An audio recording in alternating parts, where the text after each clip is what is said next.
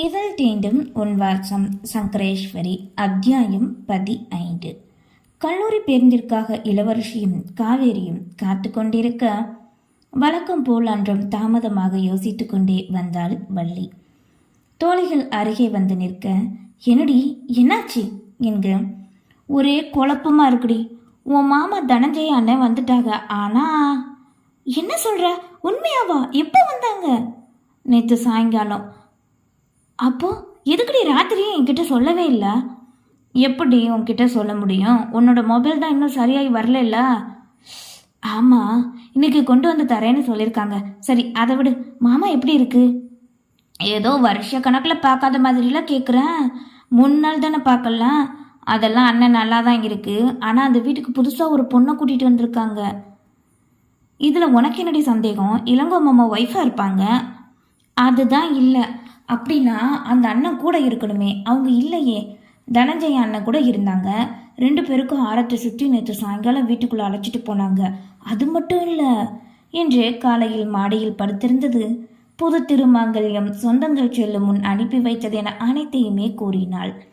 அதனை கேட்ட இளவரசிக்கு தன்னவனை துளி கூட தவறாக நினைக்க தோன்றவில்லை. வள்ளியைப் போல் அவளுக்கும் குழப்பம்தான் தோன்றியது. பின் பேருந்து வந்துவிட மனமே இல்லை என்றாலும் கல்லூரி சென்று வந்து பார்த்து கொள்ளலாம் என்ற எண்ணத்தில் சென்றாள். இன்று 3 நாட்கள் தான் வரவேற்புக்கு இருக்க தனஞ்சயனின் வீட்டில் அதற்கான ஏற்பாடுகள் நடக்க ஆரம்பித்தது. முன்னவே எப்படி பிளான் செய்து வைத்திருந்தார்களோ அதை போல நடத்தி கொண்டிருந்தனர். சொந்தங்கள் கிளம்பியதும் தங்களின் அறைக்கு செல்ல மாடி ஏறிய ஆதினியை அழைத்தார் கந்தவேல். அம்மாடி மருமகளே என்றதும் அவளோ திரும்பி என்னவென்று கேட்கவில்லை என்றாலுமே மதிப்பு கொடுத்து அங்கேயே நின்றாள். இந்த வார கடைசி உங்களுக்கு வரவேற்பு இருக்குமா? அதுக்கு உனக்கு என்னென்ன தேவையோ அதை நீ வெண்மதி கிட்ட சொன்னால் அவள் ஏற்பாடு பண்ணி கொடுத்துருவாம்மா. சம்மந்தி வரேன்னு சொல்லியிருந்தாக. உங்ககிட்ட எதுவும் சொன்னாங்களாமா? என்கிட்ட எதுவும் சொல்லலை. கல்யாணம் என்ன என் விருப்பப்படியாக நடந்தது. வரவேற்புக்கு நான் அழகாக தயாராக என்ன பண்ணணுமோ நீங்களே பண்ணுங்க. எடுத்தறிந்து பேசுவது போல் பேசி சென்று விட தன் மகனை கண்டார். மன்னிச்சிருங்கப்பா, அவ ஏதோ தெரியாம. விடுப்பா, கொஞ்ச நாளில் மனசில் உள்ள கோபம்லாம் சரியாயிடும். நான் சம்மந்திக்கிட்டேயே பேசிக்கிறேன். நீ உனக்கான தேவைகள் எல்லாம் பார்த்துக்கிறியா? சரிங்கப்பா, நான் அப்படியே எல்லா வேலையும் எப்படி நடக்குன்னு பார்த்துட்டு வந்துடுறேன் என கூறி சென்று விட வெண்மதியை அழைத்து மருமகளுக்கு தேவையானதை செய்து தர கூறினார். அவளுமே சரி தான் பார்த்து கொள்வதாக கூறி சமையல் அறைக்குள் புகுந்து கொண்டாள். இன்னுமே மருமகள் தங்களிடம் ஒட்டவில்லை என்பதை வார்த்தையிலே உணர்ந்து கொண்டார். ஒருங்கிணைந்த பண்ணை வைத்திருக்க முதலில் அங்கே சென்று அனைத்தையும் பார்வையிட்ட தனஞ்சயன் வேலை பார்த்தவர்களிடம் என்னென்ன தேவை இருக்கிறது என்பதை கேட்டுக்கொண்டான். இல்லாத நேரங்களில் வெளியூர் எங்கும் விற்பனைக்கு செய்தீர்களா என்பதையும் கேட்டுக்கொண்டு மாலையை நெருங்கும் நேரம் பக்கத்து டவுனில் இருந்த தங்களின் டிராவல்ஸ் நோக்கி சென்றான். அங்கே மேனேஜராக தன் நண்பன் கார்முகிலன் வேலை பார்க்க வெளியூர் எங்கு சென்றாலும் அவனின் பொறுப்பில் தான் தன் அனைத்து தொழில்களையும் விட்டு செல்வான். வேலை பார்ப்பவன் என்பதை விட சிறு வயதிலிருந்தே தன்னோடு இருக்கும் உயிர் தோழன் என்பதால் அந்த நம்பிக்கையிலே அனைத்து பொறுப்புகளையும் அவனிடம் கொடுத்து விடுவான். இப்போதைக்கு கூட சென்னைக்கு சென்றது அவனை நம்பி மட்டுமே. தன் புல்லட்டை நிறுத்திவிட்டு உள்ளே நுழைய அவனின் விழிகளோ சுற்றி எந்த வாகனம் சென்றிருக்கிறது, எது இப்போது இருக்கிறது என்பதை கவனித்தவாறேதான் அலுவலக அறைக்குள் நுழைந்தது. கணினியின் முன்னே அமர்ந்திருந்த கார்முகிலன் நிழல் அருவம் உணர்ந்து நிமிர்ந்து தன் நண்பனை கண்டான். வாங்க புது மாப்பிள்ள, என்ன இவ்வளோ சீக்கிரம் இந்த பக்கம் வந்தாச்சு கிண்டலாக கேட்கவே, அடிங்க வெளுத்துருவேன், இந்த நக்களெல்லாம் என்கிட்ட வச்சுக்காதடா. முழுக்கை சட்டையை மடக்கி கொண்டு இருக்கையில் அமர்ந்தான்.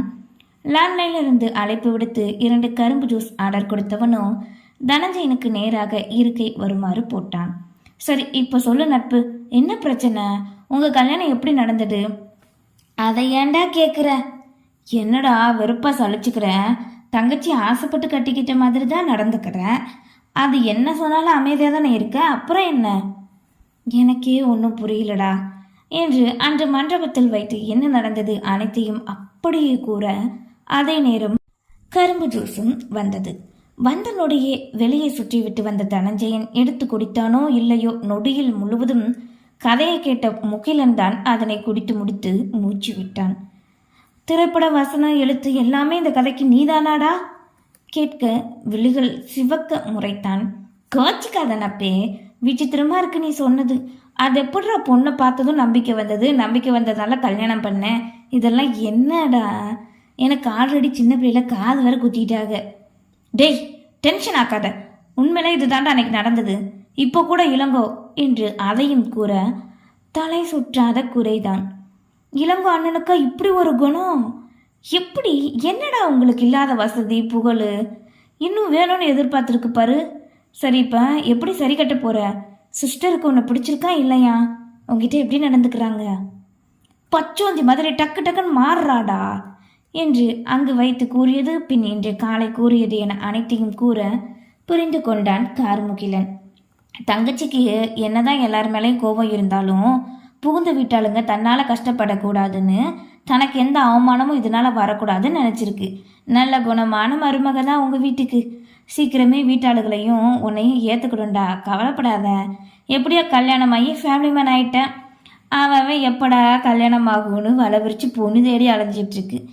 உனக்கு ஈஸியாக எல்லாம் கிடச்சிருச்சுடா, நீ மச்சக்காரன் தான்டா. அன்ட்ட போடா. வார கடைசி வரவேற்பு, ஊர்க்காரங்களுக்கு என்ன பதில் சொல்லன்னு தெரியாமல் முழிச்சுக்கிட்டு இருக்கேன். காதல் கல்யாணம்னு ஒரு வார்த்தையில் சொல்லிடு, முடிஞ்சுது. விடு, கொஞ்ச நாள் பேசுவாங்க, அப்புறம் கண்டுக்க மாட்டாங்கடா என்க ஏதோ குறுஞ்செய்தி வரும் சத்தம் கேட்டது. என்னடா மாப்பிள்ள, ஃபோனில் சத்தமெல்லாம் வித்தியாசமாக இருக்குது. இது என் ஃபோன் இல்லை மச்சான், நம்ம ஊர் பொண்ணோடது. சரி பண்ண கொடுத்தாக, இப்போ தான் பண்ணி முடித்தேன். அப்படியா, சரி. நான் வேணா உனக்கு mobile sales and service centre வச்சு தரட்டாடா. உனக்கு தான் இதை பற்றி நல்லா தெரிஞ்சிருக்கேன். விடுடா, பார்த்துக்கலாம்.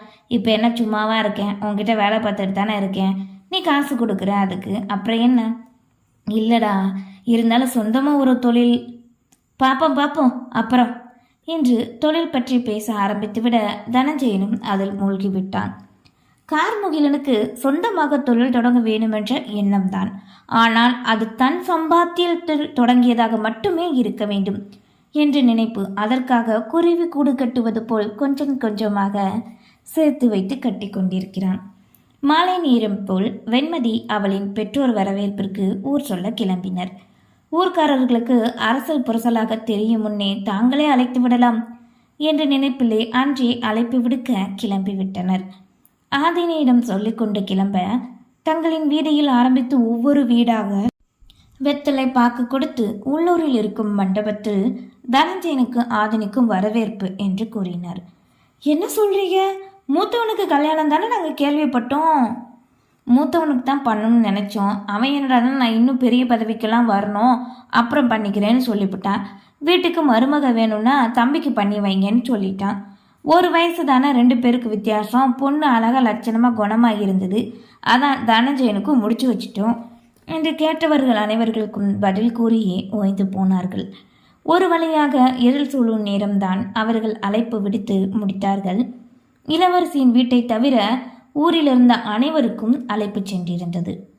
மாலை நேரம் கல்லூரி முடிந்து வந்த இளவரசி இன்னுமே குழப்பம்தான்.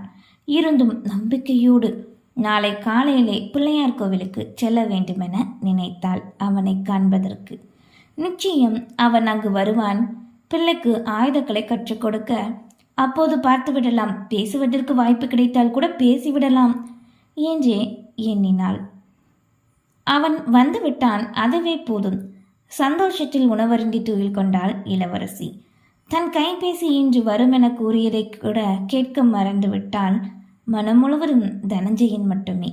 ஊர்க்காரர்கள் அனைவருக்கும் சொல்லிவிட்டு வீட்டுக்கு வர மணியோ இரவு 9. பின் வேலைக்காரி வைத்த உணவினை பரிமாறி ஆதினியை அழைத்து உண்டு முடித்தனர். ஆதினியோ அழைத்ததும் வந்து அமர்ந்து உண்டாலே தவிர ஒரு வார்த்தை கூட தங்களிடம் பேசாததுதான் மனதினை வருந்த வைக்க கலங்கினார்கள். தன் கணவன் இவ்வளோ நேரமாகியும் வரவில்லையே என்பதை கூட அவள் கவனிக்கவில்லை. உண்டு முடித்து எழுந்து அறைக்கு சென்று விட்டாள். நன்றி.